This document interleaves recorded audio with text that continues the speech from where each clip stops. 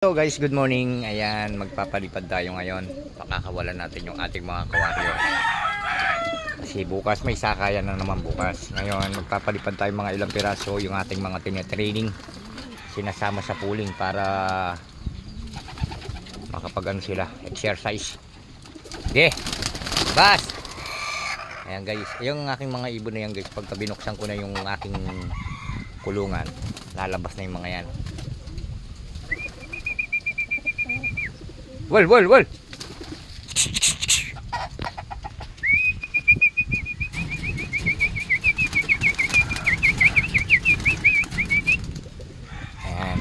Mga ilang piraso lang guys, kasi karamihan kasi mga sisiw pa yung ating mga nandito.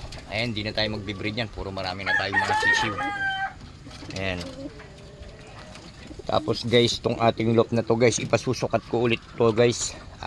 Parang hindi ko nagaganda, hindi ako nasasayaan sa kanyang pooling.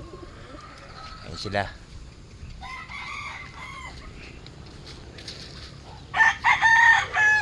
Paano ko ulit kay Clyde to? Clyde.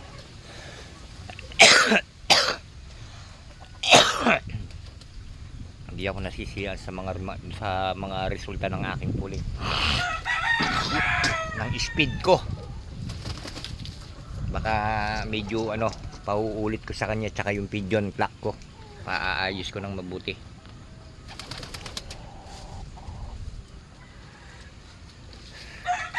Ito kasi guys, mga bagong sisiw lang yan.